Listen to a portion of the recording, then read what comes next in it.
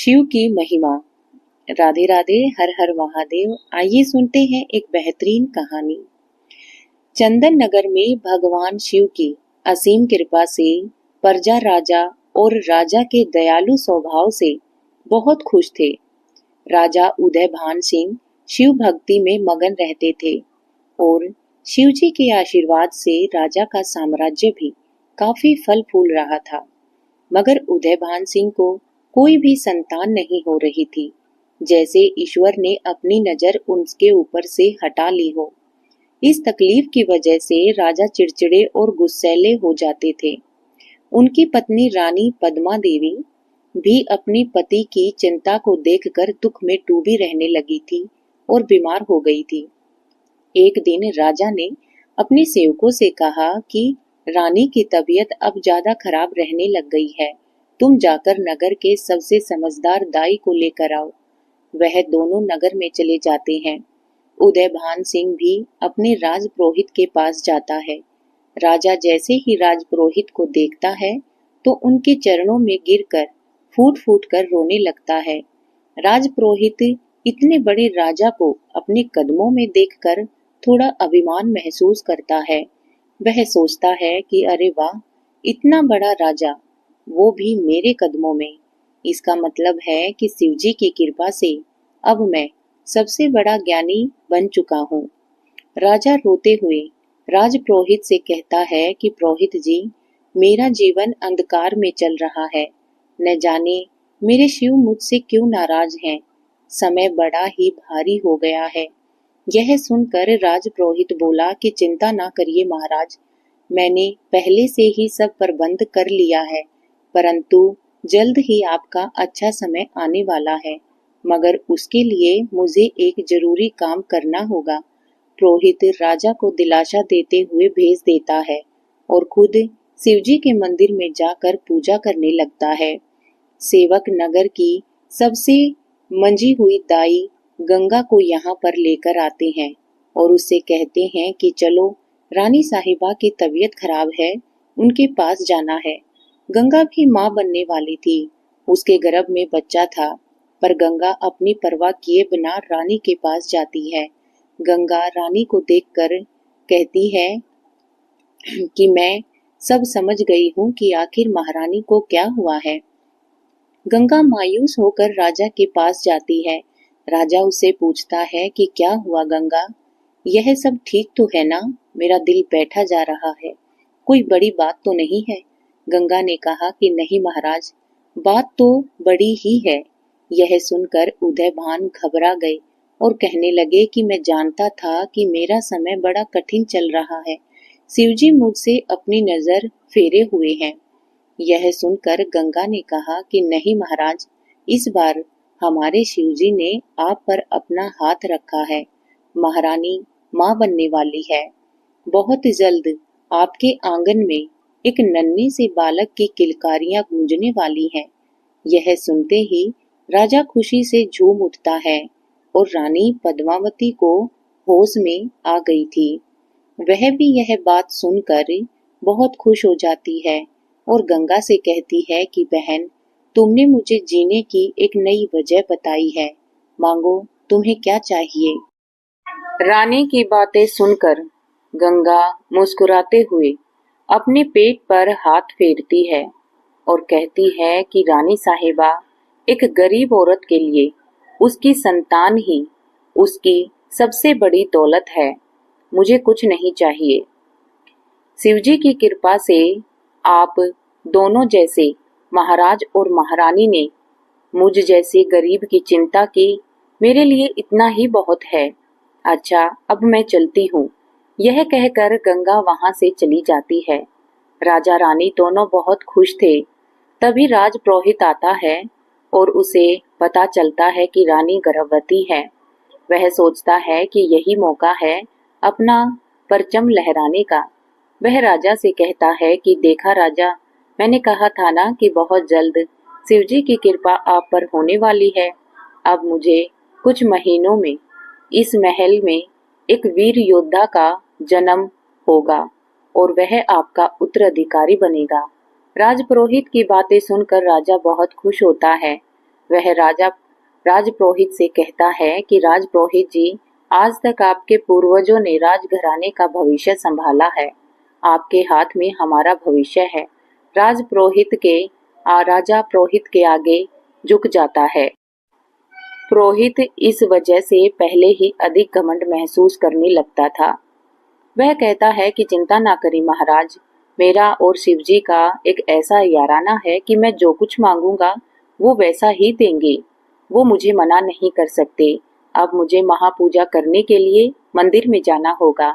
आप नगर में घोषणा करवा दीजिए कि जब तक मेरी पूजा चलेगी तो कोई भी उस बड़े मंदिर में नहीं आ सकता। राजपुरोहित की बात मान लेते हैं और पुरोहित शिवजी के बड़े मंदिर में पूजा करने के लिए चला जाता है। दिन बीते, महीने बीत जाते हैं। राजा अपने पुत्र पैदा होने की आस में दिन रात रानी का ध्यान रखने लगता है। एक दिन पद्मावती राजा से कहती है कि महाराज, आप सिर्फ अपने बेटे के ख्यालों में खोए रहते हैं। अगर बेटा ना होकर बेटी हुई तो? यह सुनकर राजा क्रोध में आ गया और बोला कि ऐसा नहीं हो सकता। एक लड़की हमारे वंश के लिए किसी काम की नहीं है। तुम्हें मुझे एक बेटा ही देना होगा, वरना मैं तुम्हें कभी माफ नहीं कर पाऊंगा। पद्मा यह सुनकर सहम जाती है। उधर गंगा को भी बच्चा होने वाला था। वह दिन आ गया जब अचानक से गंगा के पेट में दर्द शुरू हो गया था। वह घर में एकदम अकेली थी। कुछ महीनों पहले उसके पति का देहांत हो गया था। वह हाथ जोड़कर भगवान से प्रार्थना करती है कि हे शिव शंभू, मुझे शक्ति देना। आपके इन नन्हे रूप को इस धरती पर लाने से पहले मैं एक बार आपकी पूजा करना चाहूंगी। मगर गंगा के पास कोई मंदिर नहीं था सिवाय उस बड़े मंदिर के जिसमें पुरोहित ने कब्जा किया हुआ था। गंगा दर्द में तड़पती हुई मंदिर तक जाती है और पुरोहित से पूजा करने की भीख मांगती है। कहती है कि पुरोहित जी, शिव तो सबके हैं ना, कृपा करके मुझे अपने बच्चे के जन्म से पहले शिव की शरण में आने दे। पुरोहित गंगा से चिल्लाकर कहता है कि चली जा गंगा, तुझ जैसी तुच्छ औरत को मैं इस महापूजा में परछाई तक नहीं पड़ने दूंगा, तू चली जा यहाँ से। और पुरोहित गंगा को धक्का दे देता है जिससे वह मंदिर के पीछे की ओर जाकर गिरती है और वह रोते हुए कहती है कि हे शिव शंभू, मेरा साथ देना। तभी गंगा मंदिर में रखे शिवलिंग वाली दीवार के पीछे से खोदती है, जहां से आधे शिवलिंग पीछे की ओर से बाहर आ जाते हैं और उसे शिवजी के दर्शन हो जाते हैं। गंगा के पास चढ़ाने को कुछ नहीं था। तभी एक कुत्ता मुंह में कुछ बेर दबाए गंगा के पास आता है और उन बेरों को गंगा के पास गिरा देता है। गंगा शिवजी को वह बेर चढ़ा देती है और प्रार्थना करते हुए कहती है कि शिवजी, मैं जानती हूँ आपके लिए भक्तों की जाति का कोई रोक नहीं है और कुत्ते के झूठे बेर मैं आपको दे रही हूँ, इन्हें स्वीकार कीजिएगा। गंगा के पास लगे एक बेल पत्र के पेड़ पर पत्थर मारकर एक पत्ता गिरा देती है। तभी वहां पर एक गाय आकर अपने दूध से भरे थनों से उस जगह को खाली कर देती है और शिवलिंग पर दूध चढ़ जाता है। दूध से शिवलिंग की सिंचाई हो जाती है। यह देखकर गंगा कहती है कि प्रभु, यह कैसा चमत्कार है, आपने तो खुद अपने भक्तों को यहाँ इकट्ठा कर लिया है।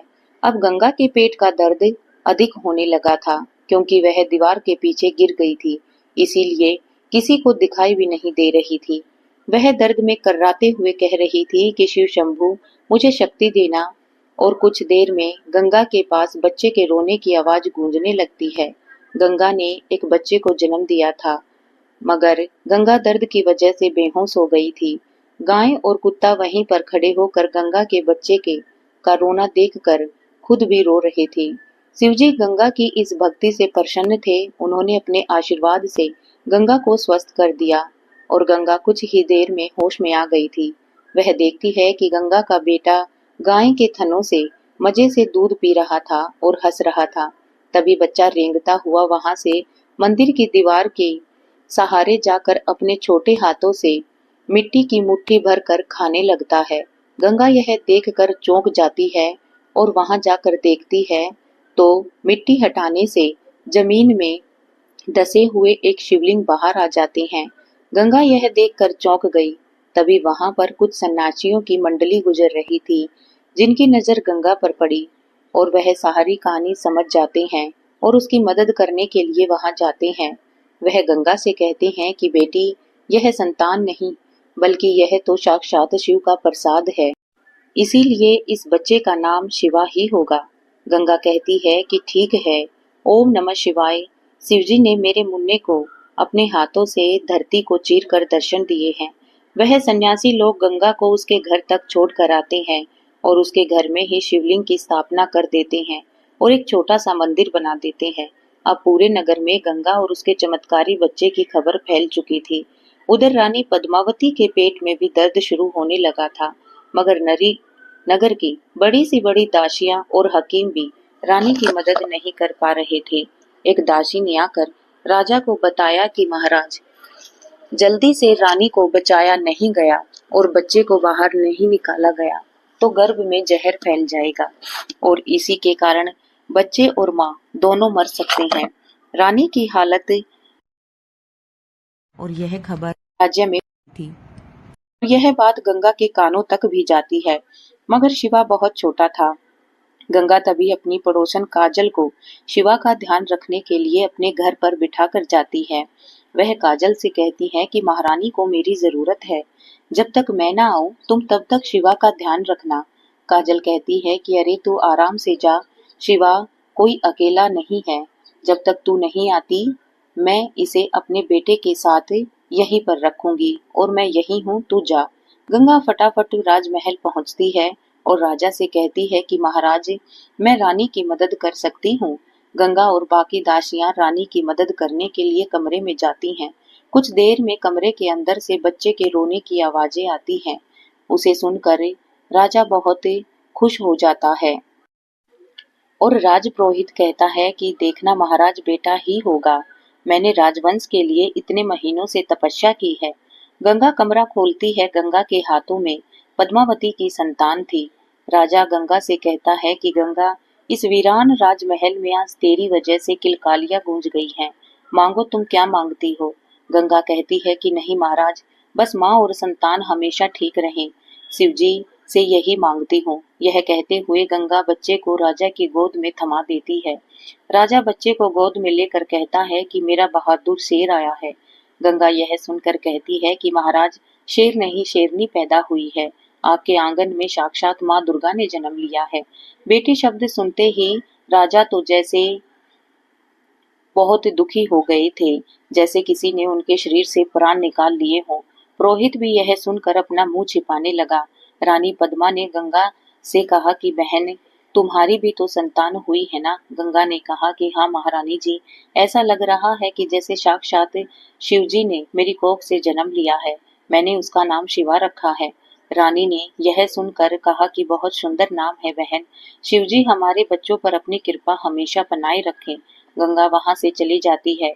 पद्मा राजा का उतरा हुआ चेहरा देखती है। उदयभान सिंह पद्मा की गोद में अपनी बेटी को वापस कर देता है और वो अपनी पत्नी से कहता है कि पद्मा, मैंने सही कहा था, शिवजी ने मुझसे अपनी नजर हटा ली है।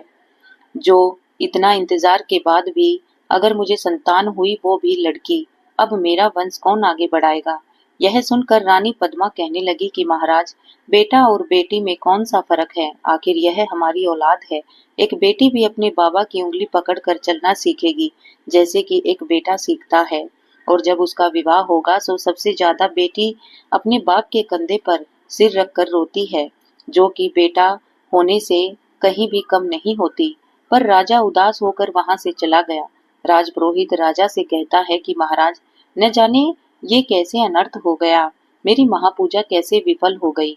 मगर आप जरा दिमाग लगाइए, बेटी भी आपका शौर्य बढ़ा सकती है, फायदा तो आपका इसमें भी है। राजा पूछता है कि कैसे पुरोहित जी? यदि आप किसी राजघराने में अपनी बेटी को ब्याह देते हो तो आपका बल और मान दोनों बढ़ जाएगा। राजा को पुरोहित की यह बात पसंद आती है और वह पद्मा के पास जाकर अपनी बेटी को गोद में उठा लेता है और कहता है कि तुमने सही कहा था पद्मा, यह हमारी बेटी है और इसका नाम होगा नंदिनी, राजकुमारी नंदिनी। पद्मा यह देखकर खुश हो जाती है, मगर पुरोहित के घमंड को ठेस पहुंचती है, इसीलिए वह वहां से तमातम हुआ चला जाता है। वह सोचता है कि आखिर मैंने पूजा तो पूरी की थी, ये अधूरी कैसे रहेगी? जो रानी को बेटा नहीं बेटी हुई। हाँ, अब मैं समझ गया हूँ। उस दिन वो तुच्छ दासी गंगा वहां पर आई थी और उसी ने मेरी पूजा को अशुद्ध किया है। गंगा, मैं तुम्हें छोड़ूंगा नहीं। ऐसा वह गंगा पर क्रोध बरसा रहा था। गंगा अपने घर लौट रही थी। तभी वह शिवजी के मंदिर में पूजा करने के लिए रुक गई। वह सोचने लगी कि वहां शिवा के पास तो काजल है, थोड़ा और रुक कर जाती हूँ। शिवा मेज से फर्श पर शिवा मजे से फर्श पर सो रहा था और काजल बगल में बैठी थी। तभी वहां दरवाजे की चौखट पर एक काला बड़ा सांप आ जाता है। उसे देखकर काजल के पसीने छूट जाते हैं। नाग घर के अंदर आने लगता है और काजल उछलकर घर से बाहर चली जाती है। काजल की चीख पुकार सुनकर मोहल्ला इकट्ठा हो जाता है। उनमें से एक औरत कहती है कि काजल, तू उस नए बच्चे को जमीन पर ही छोड़कर आ गई। वहां ढेर सारी भीड़ लग जाती है। इतने में गंगा भी वहां पर आ जाती है और देखती है कि उसके घर के बाहर भीड़ लगी हुई है। वह पूछती है कि क्या हुआ भाई, यहाँ पर क्यों खड़े हो? तभी एक आदमी बताता है कि गंगा, तेरा शिवा वो नाग। यह सुनते ही गंगा चीख चीख कर वहां से भाग लेती है। मोहल्ले वाले उसे समझाते हुए कहते हैं कि परेशान मत हो गंगा, और शिवजी के का नाम लेकर अब सब कुछ उन्हीं पर छोड़ दे। गंगा तुरंत घर के अंदर भागती है और देखती है कि शिवा फर्श पर लेटा हुआ था और हंस रहा था और नाग उसके शरीर पर लिपट रहा था। शिवा ने नाग के फन को अपने हाथों में थमा रखा था। गंगा यह देखकर एकदम सन्न रह जाती है। गंगा के पीछे पीछे मोहल्ले वाले भी घर के अंदर आते हैं। शिवा का यह रूप देखकर सबके होश उड़ जाते हैं और अपना सिर झुकाकर उन्हें नमन करने लगते हैं। उनमें से एक व्यक्ति कहने लगा कि गंगा, तेरा मुन्ना तो कोई आम बच्चा नहीं है। यह तो मुन्ना नहीं, यह तो छोटा शिवजी है और साक्षात शिवजी तूने तुम्हारे घर पर जन्म लिया है। फिर गंगा ओम नमः शिवाय का जाप करते हुए गंगा भी अपने बेटे को यह रूप देखकर बहुत खुश हो जाती है। और उधर कैलाश पर्वत पर बैठे शिवजी भी यह देखकर मुस्कुरा रहे थे। तभी पार्वती जी ने शिवजी को मुस्कुराते हुए देखकर बोली कि हे स्वामी, इस बच्चे को देखकर आपके चेहरे पर यह भाव कुछ अलग से दिख रहे हैं, क्या हुआ स्वामी? तब शिवजी कहते हैं कि सही कहा पार्वती तुमने, यह बच्चा मेरा आशीर्वाद लेकर पैदा हुआ है, मगर एक बड़े दोष के साथ। पार्वती जी पूछती है कि दोष के साथ? स्वामी मैं कुछ समझी नहीं, आप किस दोष की बातें कर रहे हो? तब शिवजी कहते हैं कि कुछ चीजें समय आने पर ही अगर सामने आए तो बेहतर होती हैं। ऐसे ही समय बीतता जाता है।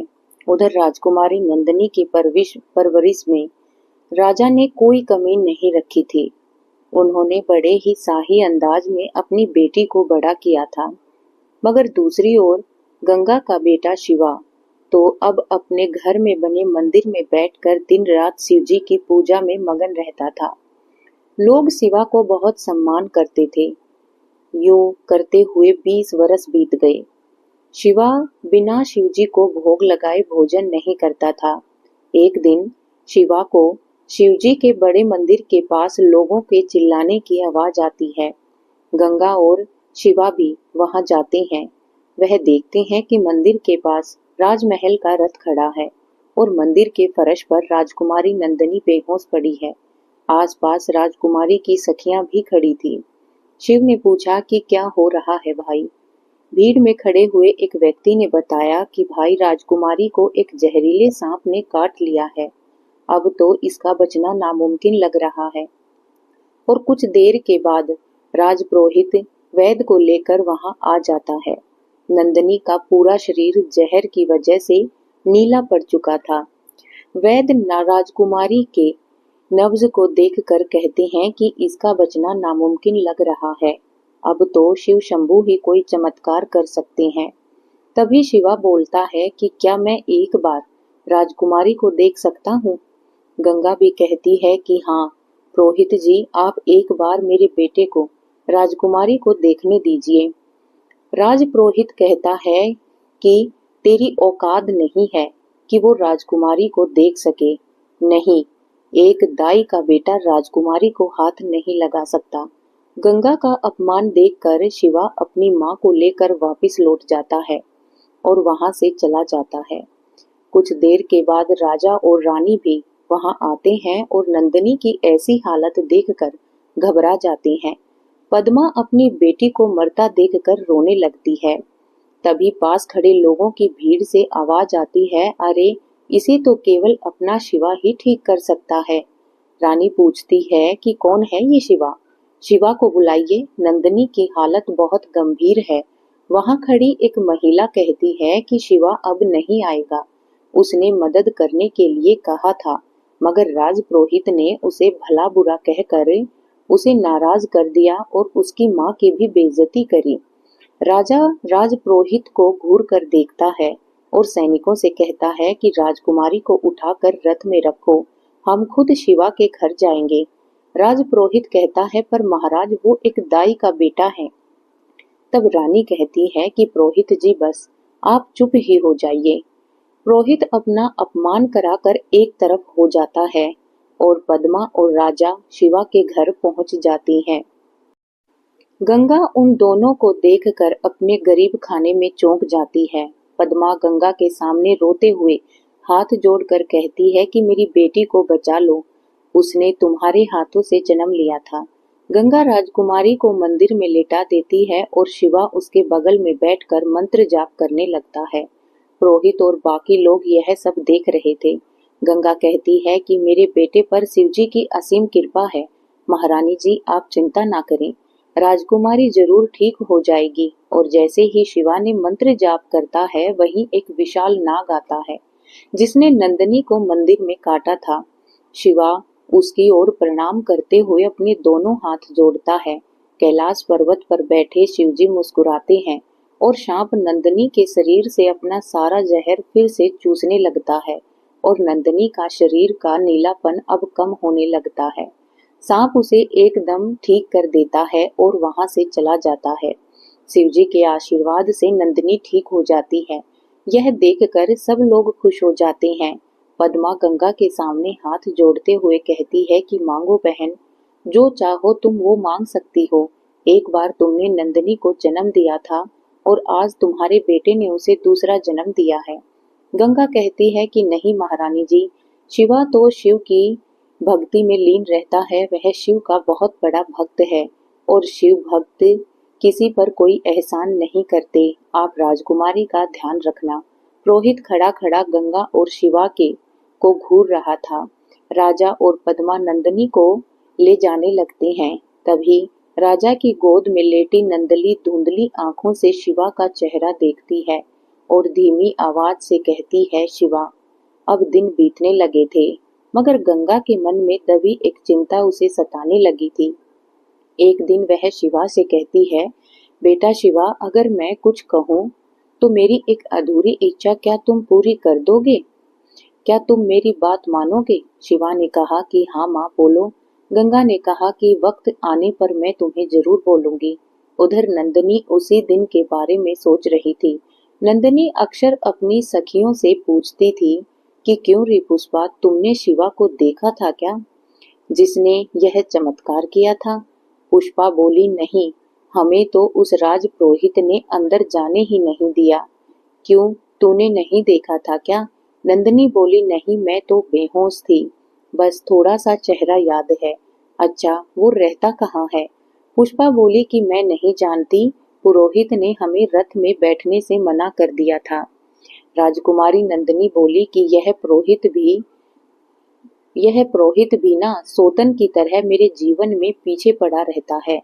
राजपुरोहित राजा उदयभान के पास जाता है और कहता है कि महाराज, राजकुमारी 21 बरस की होने को है और उनकी कुंडली के दोष के अनुसार अगर उनकी शादी कुछ दिनों के अंदर नहीं होती तो उन्हें संपूर्ण जीवन में फिर शादी का योग नहीं है।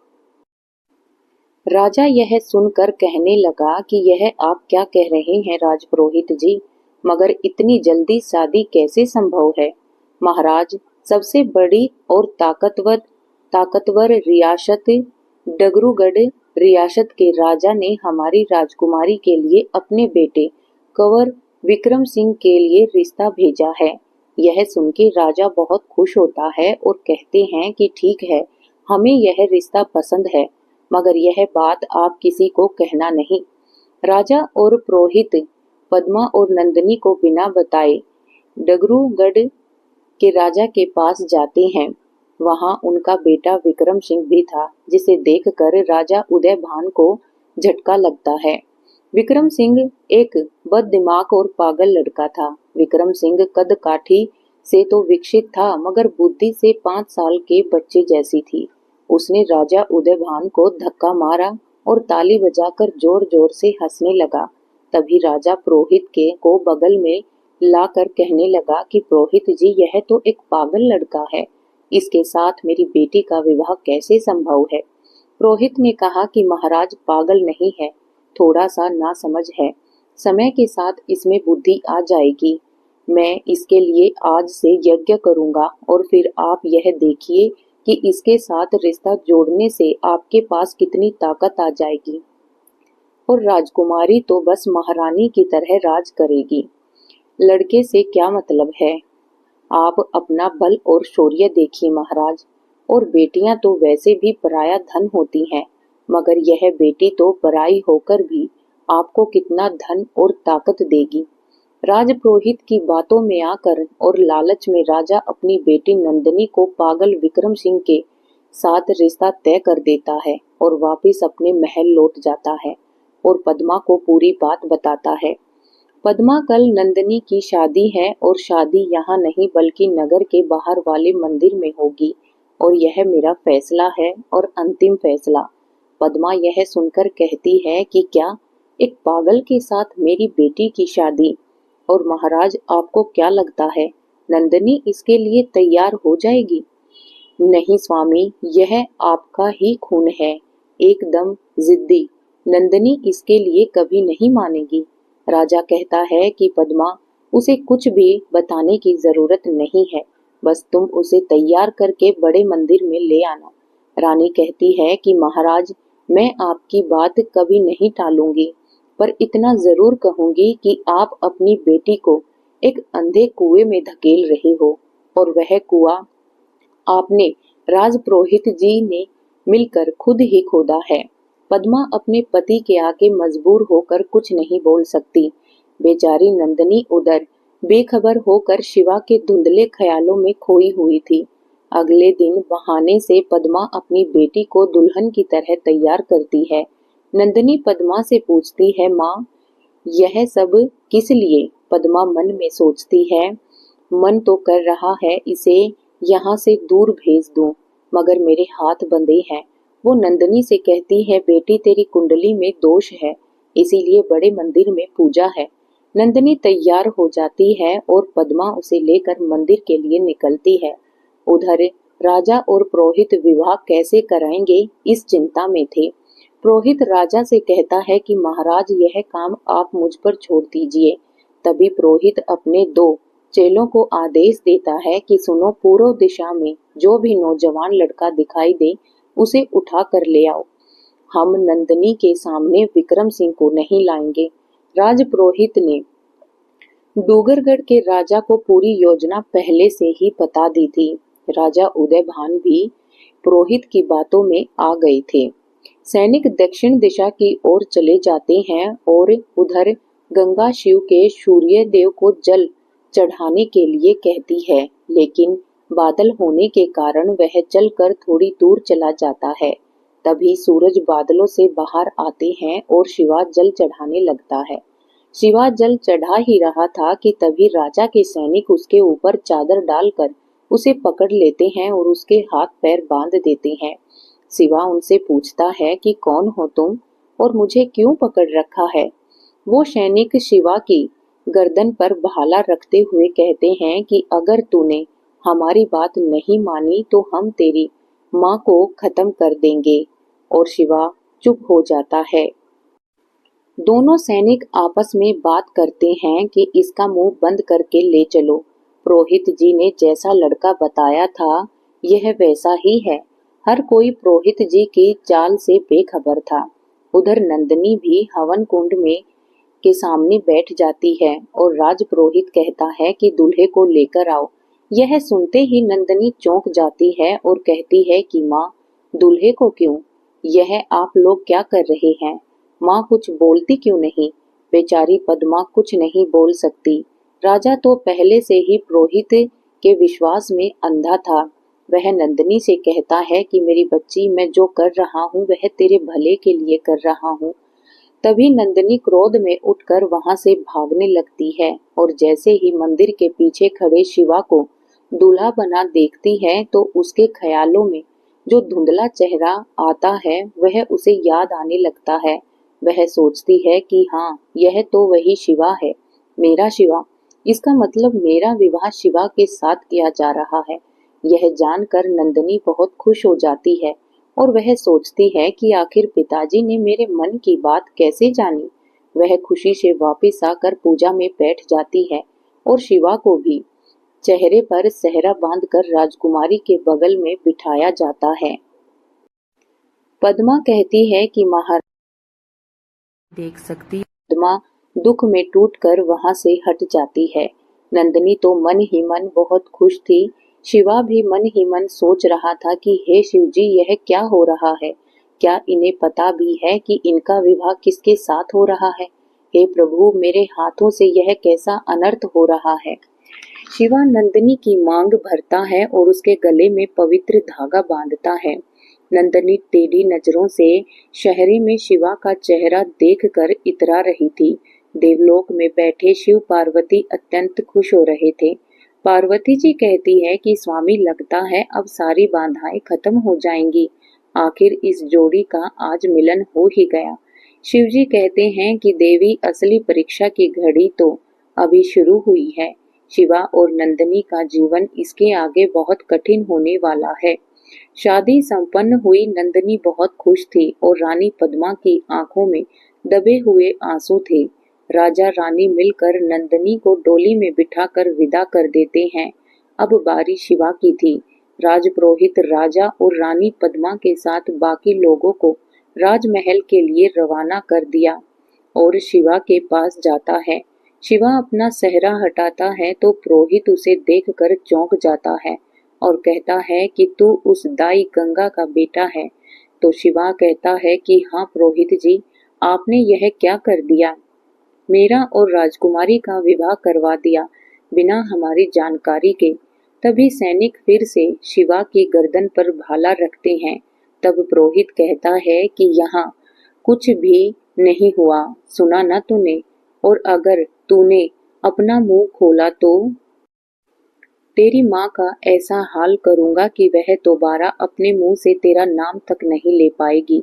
माँ के बारे में सुनते ही शिवा डर जाता है और चुपचाप वहां से चला जाता है। उधर गंगा शिवा के इंतजार में घर के दरवाजे पर बैठकर राह ताकती रही।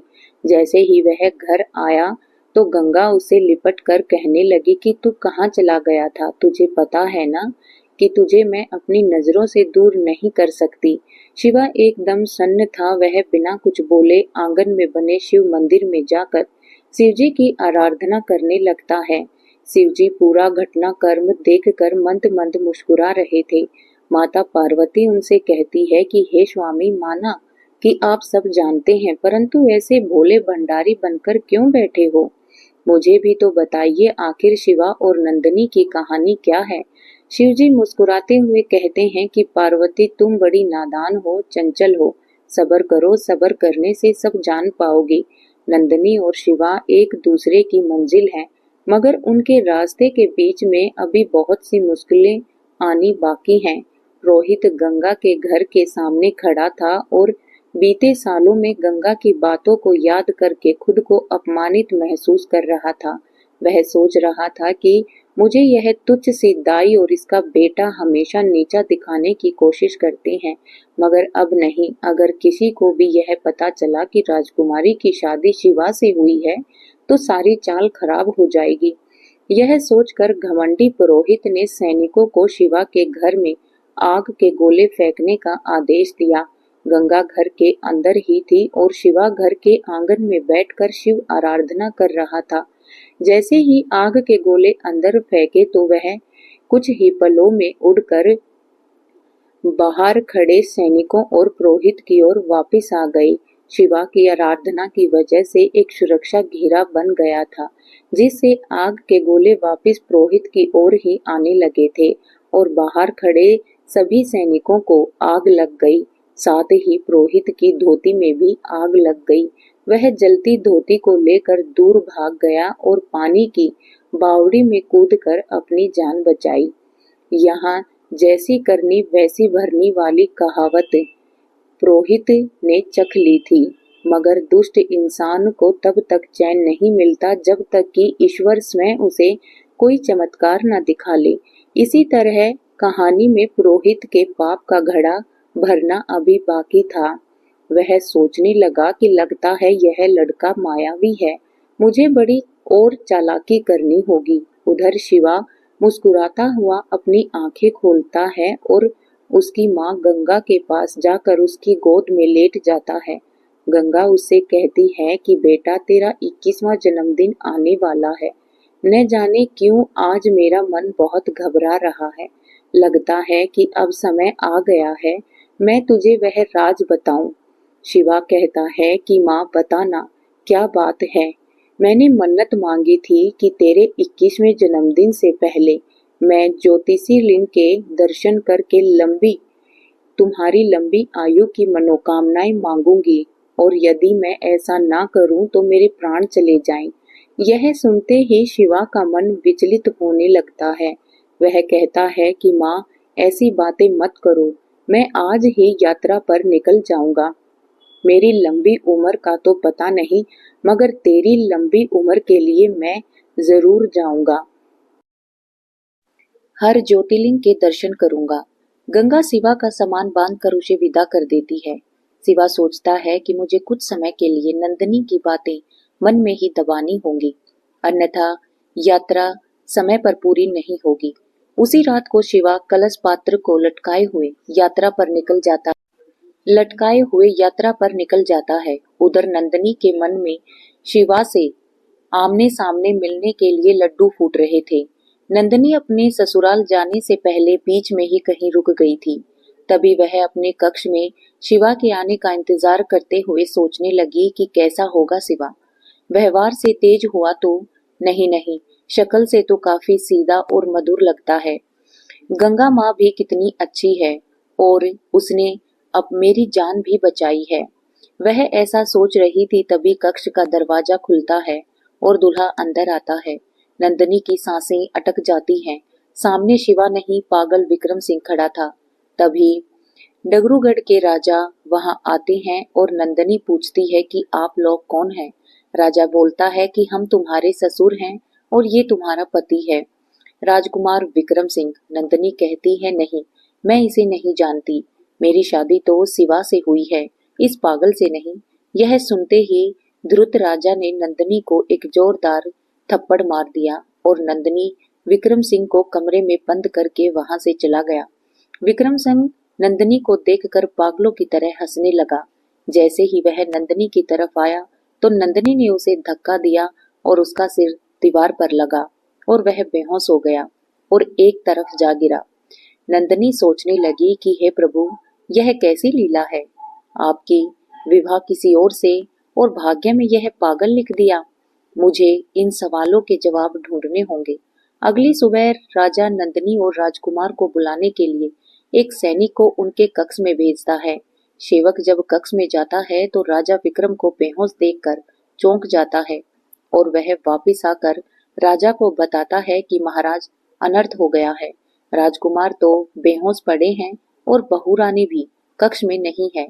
राजकुमार विक्रम सिंह यह सुनकर पागलों की तरह हंसा और राजा गुस्से में कहता है, नहीं, यह नहीं हो सकता।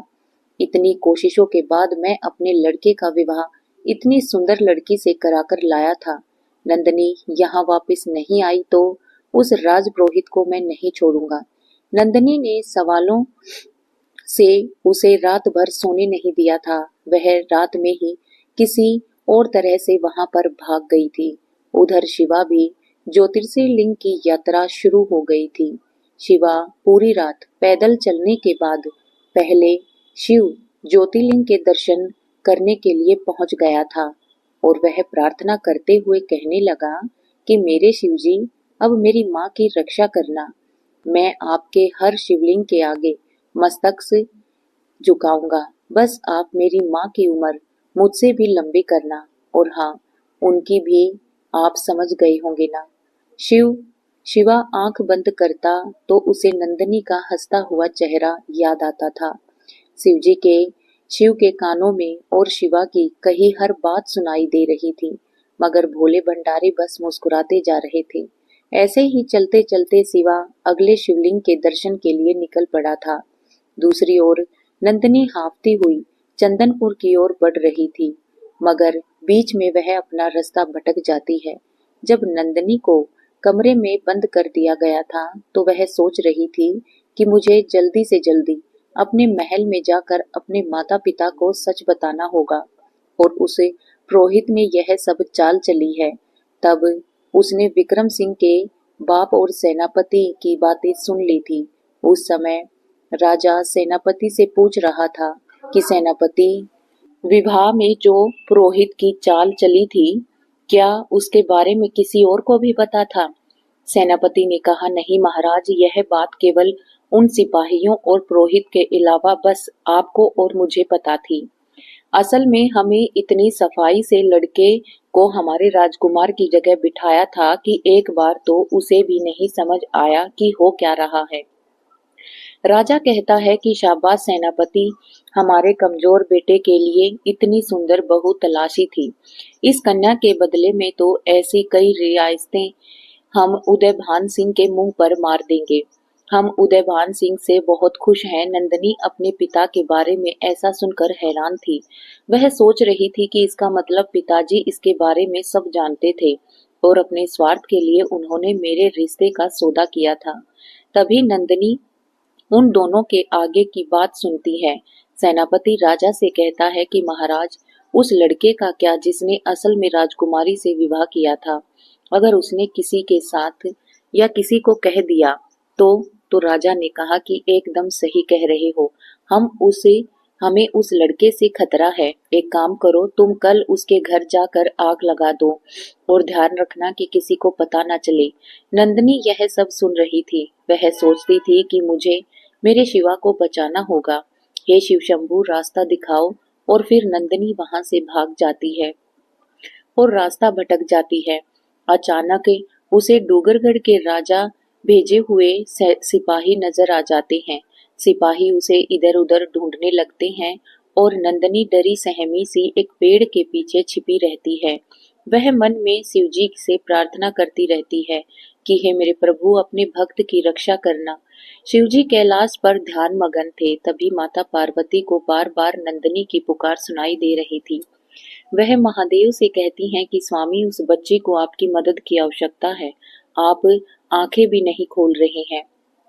शिवजी यह सुनकर मुस्कुराते हुए आंखें खोलते हैं और कहते हैं कि पार्वती, शिव तो हर जगह है ना, तो मदद भी हर जगह ही है। शिव की कृपा से जंगल में सन्यासियों की एक टोली आ जाती है। पार्वती जी यह देखकर मुस्कुराती है और कहती है कि भोले, आपकी लीला तो अपरंपार है। आपकी लीला को कोई नहीं जान सकता। सन्यासियों की नजर डरी हुई नंदनी पर पड़ती है। उनमें से एक औरत नंदनी से कहती है कि डरो नहीं बेटी, तुम यहाँ इस फल की टोकरी में छिप जाओ, हम तुम्हारी मदद करेंगे। सारे सिपाही इकट्ठे होकर सन्यासियों की टोली की ओर जाते हैं। वह कहते हैं कि रुको, हम तुम सब की तलाशी लेंगे। और वह लोग सबके चेहरे को ध्यान से देखते हैं। वह कहते हैं कि इनमें तो कोई भी नंदनी नहीं है, लगता है वो यहाँ से भाग गई है। सिपाही भी वहां से चले जाते हैं।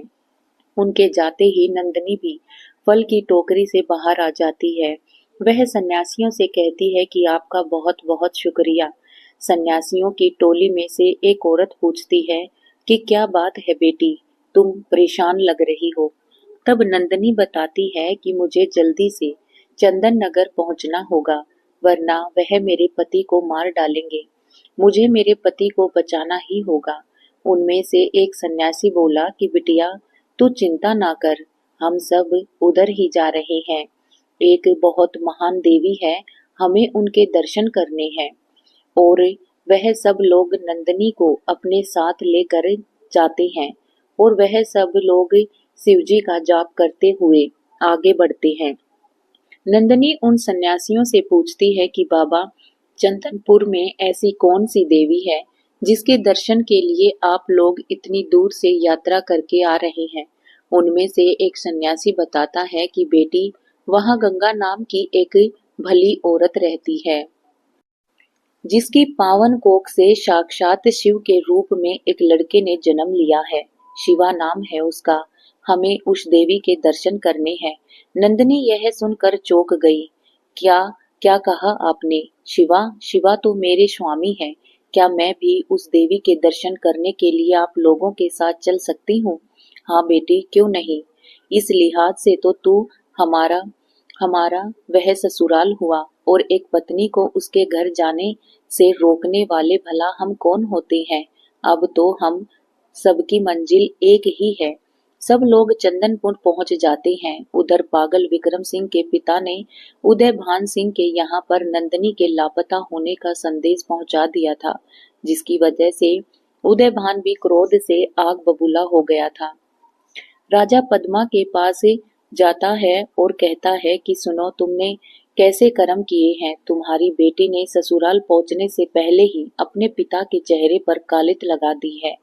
यह दिन देखने से तो अच्छा है कि जिस दिन वह पैदा हुई थी उसी दिन इसका मैं गला दबा देता और इसे मार देता तो अच्छा होता।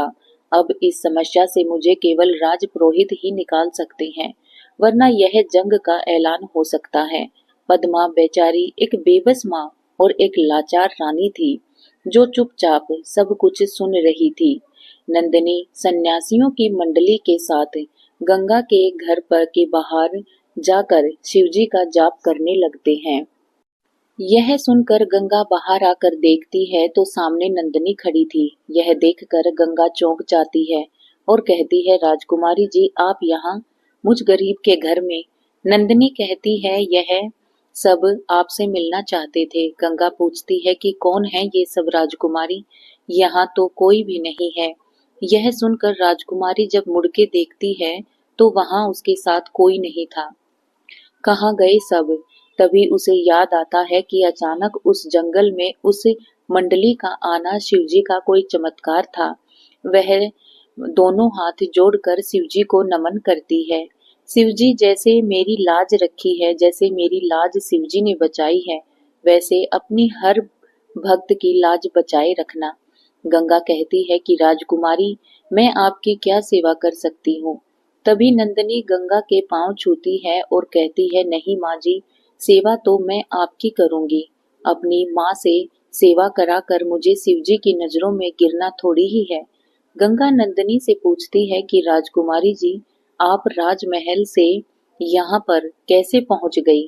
तब नंदिनी मुस्कुराती है और आंगन में बने शिव मंदिर पर बेलपत्र चढ़ाने लगती है और कहती है कि माँ जी, आज तक कोई पत्नी अपने पति के घर को छोड़ के मायके में रही है क्या?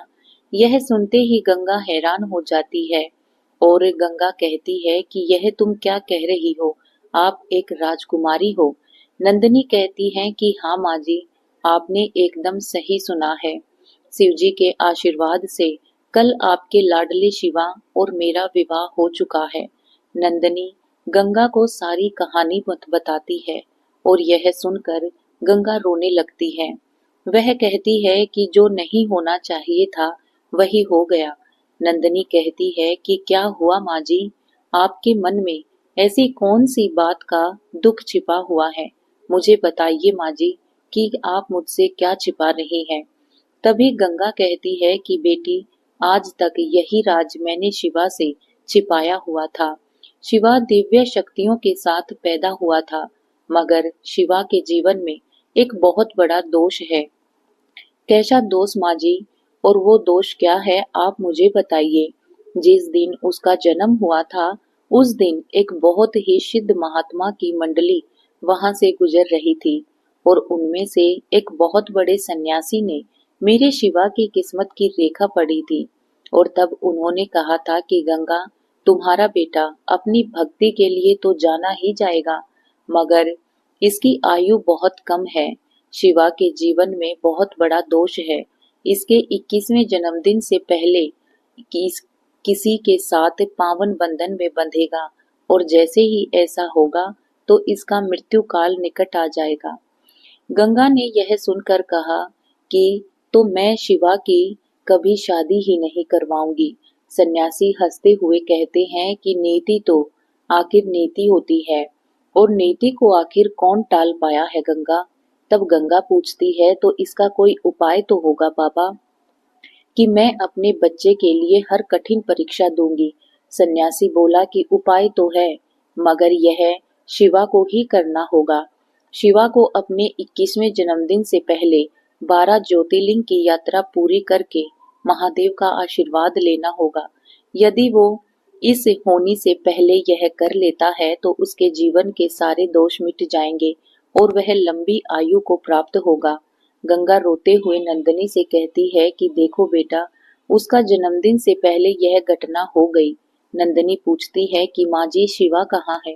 गंगा बताती है कि बेटी शिवा कल ही शिवलिंग के दर्शन के लिए निकला है। नंदिनी कहती है कि माँ जी शिवा जरूर सफल हो जाएंगे, मैं उनके लिए खुद शिवजी की पूजा करूंगी। गंगा नंदिनी को आशीर्वाद देती है और उधर डगरूगढ़ के राजा और घमंडी पुरोहित अपनी काली चाल चलने को थे। राजा को पता चला कि शिवा यात्रा पर गया है। वह अपने आदमी उस पर हमला करने के लिए भेज देता है।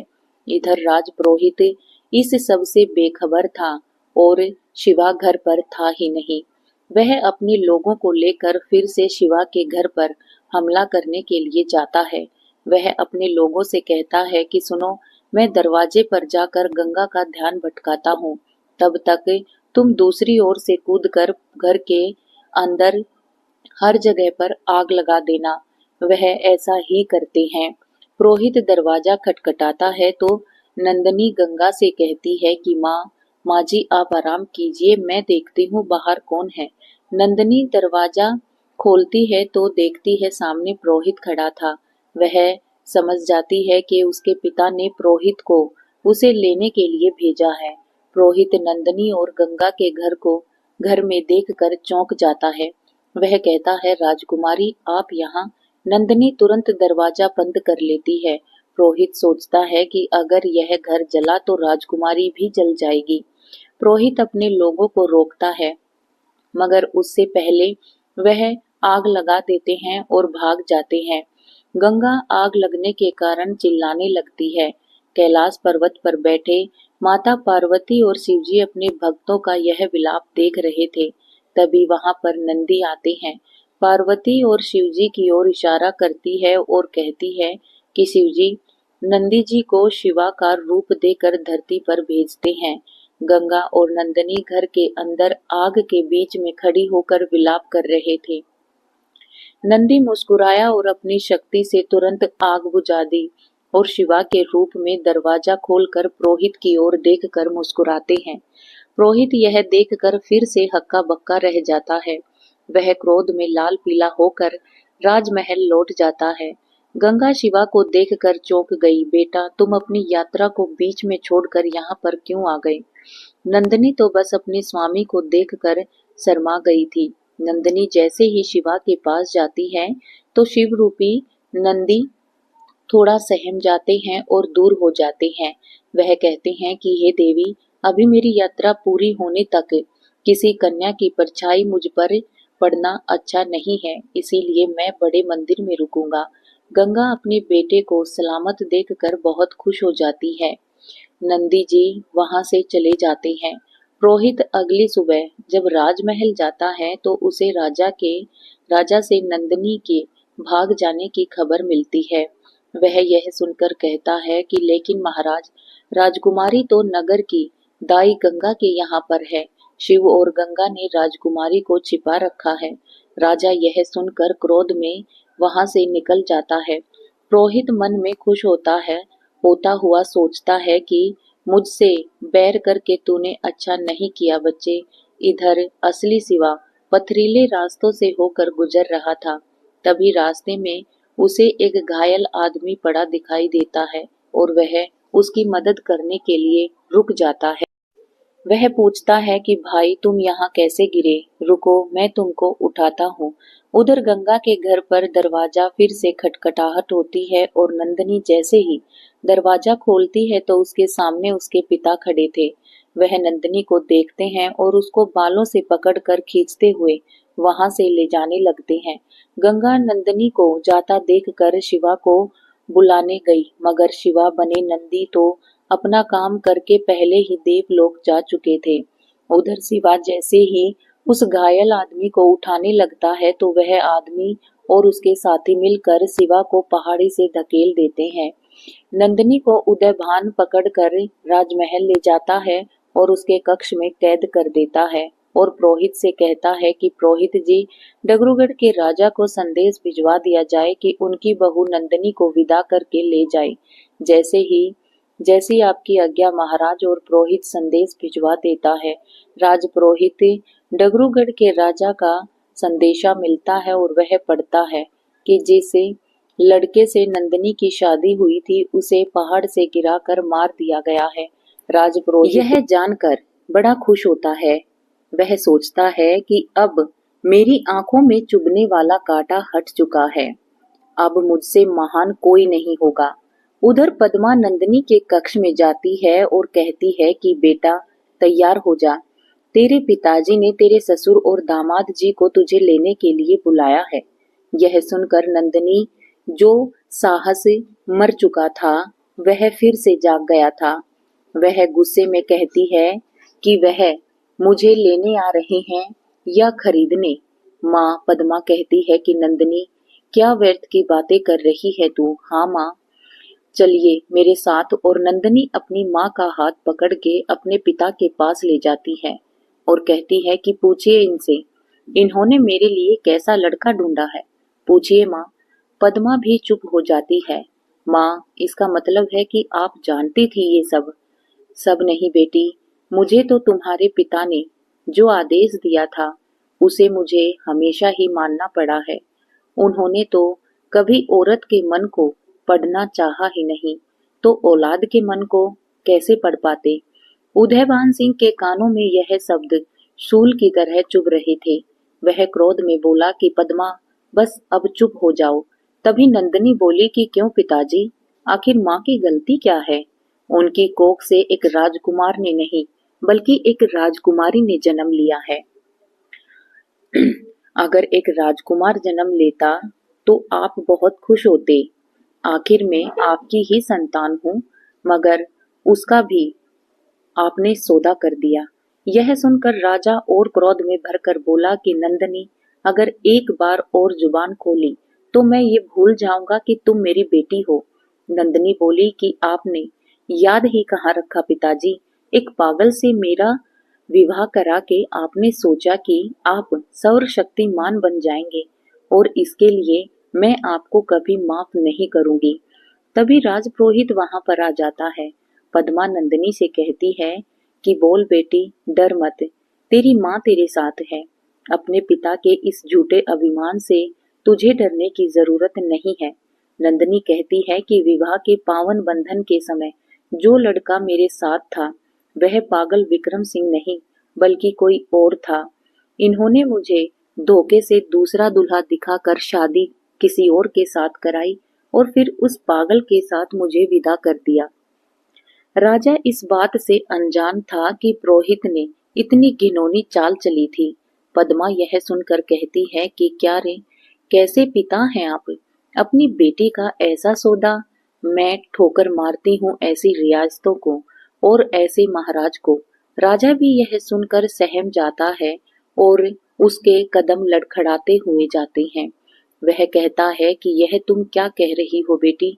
नंदिनी पद्मा से कहती है, पर माँ, मेरे शिवजी ने हर कदम पर मेरा साथ दिया। मंडप में जो चाल इन्होंने चली थी वह कामयाब तो हुई, मगर मेरा विवाह मेरी ही पसंद के लड़के से हुआ है जिससे मैं मन ही मन प्रेम करती थी। सब आंखें बड़ी करके यह सुन रहे थे। पद्मा ने पूछा कि कौन था बेटी वो। नंदिनी ने बताया कि माँ गंगा काकी का बेटा शिवा, जिसने मुझे नया जन्म दिया था। पद्मा यह सुनकर बहुत खुश होती है। राजा पुरोहित से पूछता है कि पुरोहित जी, नंदिनी यह क्या कह रही है? क्या आपने दूल्हे को शिवा से बदल दिया था? पुरोहित कांपती हुई आवाज में कहता है कि हाँ महाराज। राजा यह सुनकर क्रोध में उसे कहता है कि यह गुस्ताख, आप जानते हो इसकी सजा क्या हो सकती है? यह कोई खेल नहीं है कि राजकुमार की जगह अपने एक मामूली से लड़के को बिठा दिया। तभी राजपुरोहित कहता है कि महाराज, अब सब ठीक है। मुझे अभी संदेशा मिला है कि वह लड़का शिवा पहाड़ी से गिर के मर चुका है। यह सुनते ही नंदिनी का विलाप शुरू हो जाता है। वह पुरोहित से कहती है कि दुष्ट, यह सब तेरा ही किया धरा है। और पिताजी, आप एक नई सुहागन को विधवा करके बड़ी खुशी मिल गई होगी। आप भेज दो मुझे उस नरक में और ले लो आप ऊंचे महल और बड़ी रियासतें। बदले में मैं नहीं मान सकती कि मेरा शिवा मर चुका है। नहीं, मुझे उसे ढूंढना ही होगा। वह वहां से जाने लगती है, तभी उदयभान उसे रोकता नहीं। नहीं बेटा, तुम ऐसे नहीं जा सकती।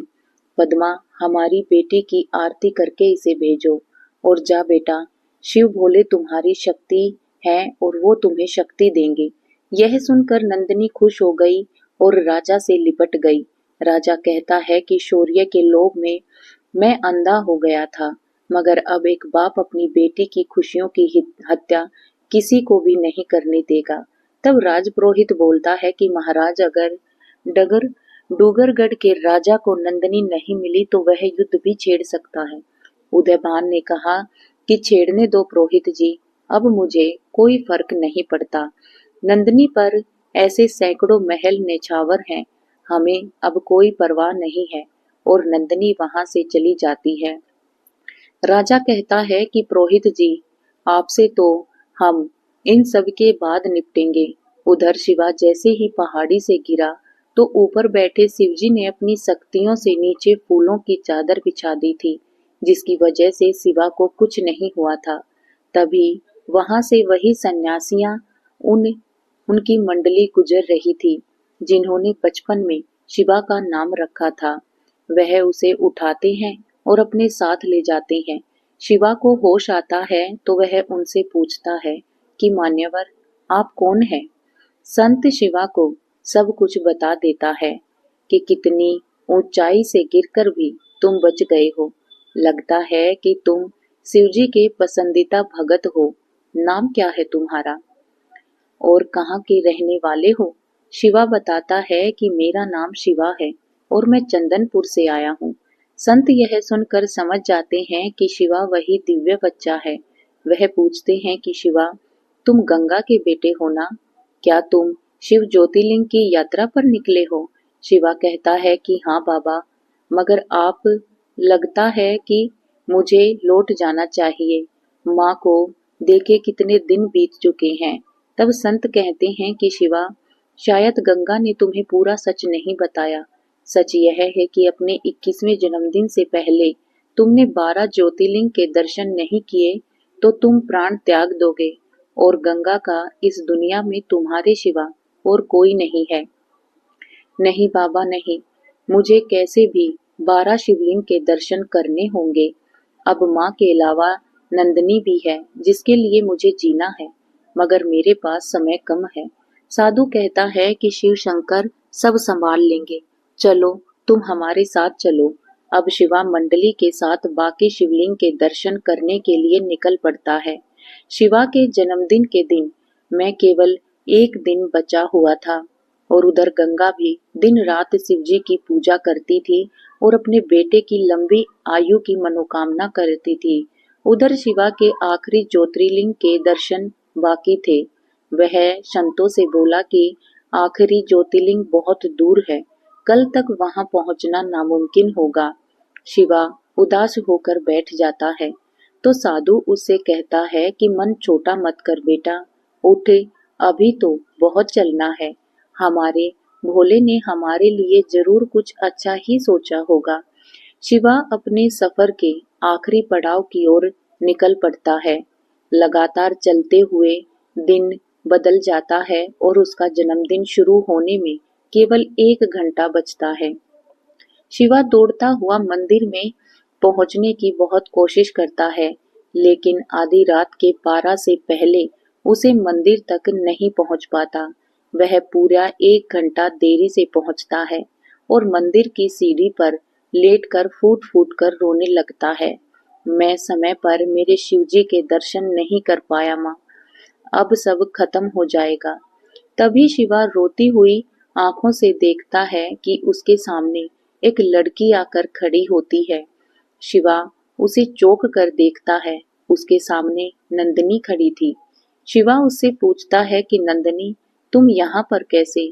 तब नंदिनी कहती है कि हाँ, मैंने यहाँ पर एक पत्नी होने का फर्ज पूरा करने आई थी। नंदिनी राजमहल से आकर तुरंत गंगा के पास गई थी। वहां उसे पता चला कि शिवा को कुछ भी नहीं हुआ है। वह गंगा से ज्योतिर्लिंग का पता पूछकर उस तरफ निकल गई थी। आखिरी ज्योतिर्लिंग पर पहुंचकर वह पंडित जी से पूछती है कि पंडित जी, मुझे अपने पति के नाम से पूजा करानी है, क्या मैं करा सकती हूँ? पंडित जी उसे कहते हैं कि हाँ बेटी, बिल्कुल तुम अपने पति के नाम पर पूजा करा सकती हो। विवाह के बाद पति पत्नी के जीवन में बराबर की हिस्सेदारी होती है, उसके सुख में हो या फिर उसके दुख में। यह सुनकर नंदिनी बहुत खुश हो जाती है और शिवा के बदले में वह खुद पूजा करती है। वह शिवा से कहती है कि स्वामी, इस आखिरी पूजा से आपकी यात्रा पूर्ण हुई है और अब आप भी मुझे अपनी पत्नी के रूप में स्वीकार कर सकते हैं, जैसे मैंने आपको उस दिन अपना पति स्वीकार कर लिया था, जिस दिन सांप के जहर से आपने मेरी जान बचाई थी। शिवा यह जानकर खुशी से रो पड़ता है और नंदिनी को गले लगा लेता है। कैलाश पर्वत पर बैठे शिवजी शिवा को आशीर्वाद देते हुए और शिवा का जीवन दोषमुक्त हो जाता है। उधर राजा उदयभान ने डूंगरगढ़ के राजा से समझौता कर अपनी रियासत उनके नाम कर दी थी और उनसे छुटकारा पा लिया था। पद्मा अपने पति का यह करुणामयी रूप देखकर बहुत खुश हो जाती है। शिवा नंदिनी के साथ गंगा के पास आ जाता है और सारी कहानी सुनाता है। गंगा कुछ कहती उससे पहले ही राजा के कुछ सिपाही आते हैं और कहते हैं, आप सबको महाराज ने राजमहल में बुलाया है। सबसे सहम से राजमहल पहुंचते हैं। राजा नंदिनी को गले से लगाता है और शिवा को भी अपना लेता है। पद्मा भी गंगा के गले लगती है और कहती है कि बहन देखो, नीति कौन जानता था कि जिस बच्ची को तुमने अपने हाथों से जन्म दिलवाया था वह तुम्हारे घर की बहू बन गई।